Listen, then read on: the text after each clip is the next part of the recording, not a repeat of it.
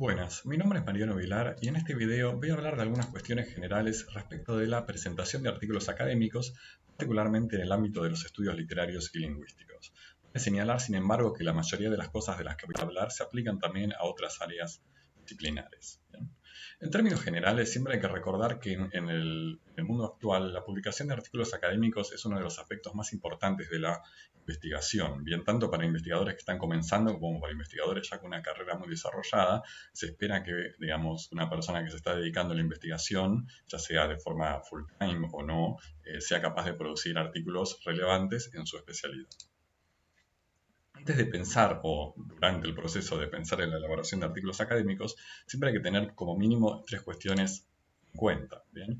Por un lado, para una primera experiencia siempre es mucho mejor contar con algún asesoramiento, ya sea un director de una inscripción o directora, o algún otro colega con un poco más de trayectoria, o bueno, en fin, la figura que puede encontrarse para dar un poco de orientación, ya que puede ser en un principio una experiencia un poco frustrante.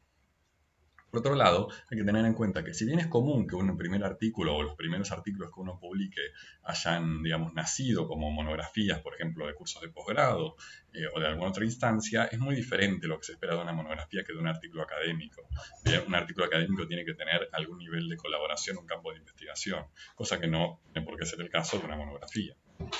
Y por último, siempre, digamos, es un hecho básico que para enviar un artículo académico hay que tener en cuenta aquellos requerimientos formales de la revista a la cual lo vamos a enviar, desde la extensión hasta detalles como el interlineado.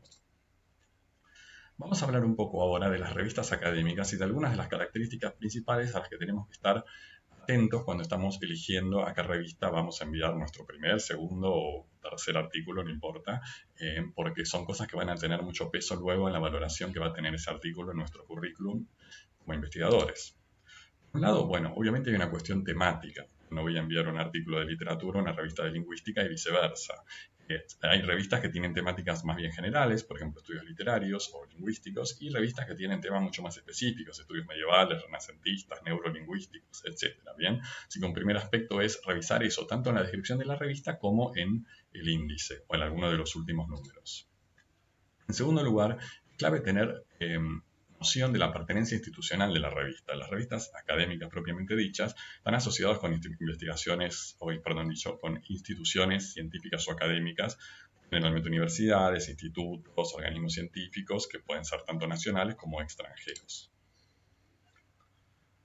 Otro aspecto fundamental de las revistas académicas es el tipo de referato que tienen. Bien, una revista académica en principio tiene algún tipo de evaluación por especialistas, normalmente conocido como revisión por pares, o en inglés peer review, dentro de los cuales, por lo menos en nuestro ámbito, el más habitual es el llamado doble ciego, ¿no? Donde el artículo que envía el autor o autora es enviado a dos especialistas o un número de especialistas que puede variar.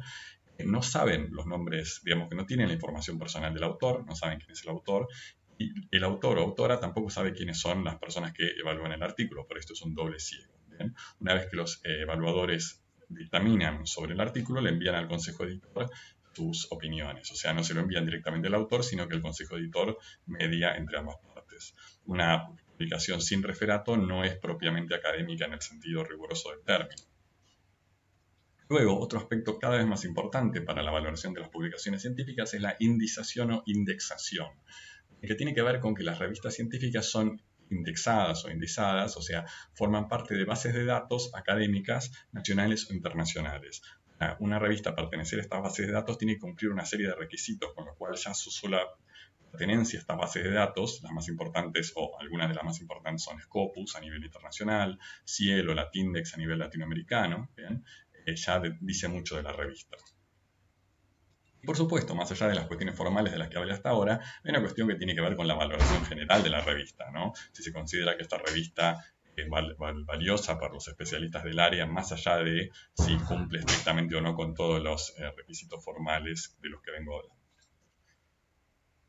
Y también hay que decir, en lo que tiene que ver con nuestro país en particular y para lo que es el CONICET, bien, existe un ranking o un sistema de evaluación en esta resolución 2249/14, o sea, /2014, que pueden encontrar en Google, donde se especifica una serie de niveles. El nivel 1 es el superior, nivel 2 un poco más abajo, etc. Bien, estos niveles tienen todo que ver con la indexación, o sea, cuanto más bases de datos y cuanto más importantes sean, estará en nivel más alto para lo que es el CONICET. Vemos también un poco de cómo es el proceso de evaluación y el proceso de, digamos, envío de un artículo, bien, cómo lo experimenta uno como autor. En primer lugar, por supuesto, envía el artículo. Acá hay que tener en cuenta que algunas revistas piden que el envío tenga particularidades, por ejemplo, que se haga solamente en determinadas fechas. Otras revistas piden que el envío sea por mail o que se suba directamente al sitio web por algún otro sistema. Esto después lo voy a mostrar brevemente con un ejemplo. Pero bueno, en todo caso, el primer paso siempre es enviar el artículo, obviamente. Luego viene la revisión por pares. Bien, el artículo es enviado a uno o más especialistas del área que hacen una lectura crítica y determinan entre tres grandes opciones. Si puede ser publicado el artículo sin modificaciones, si puede ser publicado luego de que el autor haga cambios o debe ser rechazado de pleno. Lo más común muchas veces es el segundo caso. Las publicaciones sin modificaciones son bastante excepcionales. Si el artículo no es rechazado y si se pide alguna modificación, bueno, el autor tiene la oportunidad de hacer una revisión del artículo atendiendo los comentarios de los evaluadores. Bien, una vez que el autor realiza estas modificaciones, le puede enviar el artículo de nuevo a la revista y la revista puede eventualmente volver a pedir modificaciones o aceptar el artículo de forma definitiva. Luego de esto, una vez que la revista acepta las modificaciones, en general hay un espacio para una revisión formal, a veces llamada prueba de galeras, en donde no se apunta a una modificación del contenido del artículo, sino a revisar que se ajuste a las normas del lenguaje académico y cualquier otra cuestión formal o de detalle. Finalmente, luego de esto viene la publicación, que vale aclarar, es muy común que entre el envío de un artículo académico y su publicación pase más de un año muchas veces, porque muchos de estos procesos demoran. Bien, esto es un poco en general. Lo que quiero hacer ahora es mostrarles muy sintéticamente algo de esto en la revista académica del Departamento de Letras, que es Exlibris. Bien, si ustedes entran al sitio de Exlibris, acá figura la dirección, o lo pueden buscar en Google, Exlibris UBA Letras, y les va a salir el sitio. Encontrar por un lado, bueno, una portada con una imagen que conduce directamente al número actual, que es el número 9, cuya tabla de contenidos ahora vamos a ver. Hay un menú superior que tiene las distintas informaciones respecto de la revista, como el equipo, las convocatorias, después el acerca de, del que vamos a ver en detalle porque tiene información muy importante. También una barra en la derecha que permite registrarse con usuario. Hay muchas revistas, no todas, que para enviar un artículo yo tengo que crear un usuario en el portal de la revista. Bien, esto no lo voy a mostrar porque es muy sencillo, pero es algo importante para muchas publicaciones. Tengo también un buscador. Fíjense que en la portada, abajo de todo, tengo las bases de datos en las que la revista está indexada. Por ejemplo, Latindex, Reviv, etcétera, etcétera. Bien, en todas estas bases de datos, Exlibris está indexada, lo que demuestra que es una revista académica que tiene ya cierto peso y trayectoria.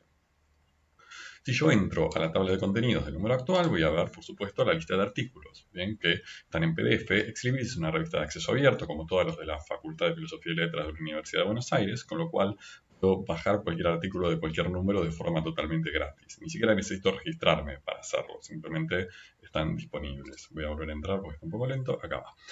Tengo, ¿no?, en la revista, como muchas otras revistas académicas, por un lado, dossier, o sea, en este número hay un dossier que se llama Voces del Continente, acciones y reflexiones desde y para las lenguas que nos habitan, con una serie de artículos y una introducción.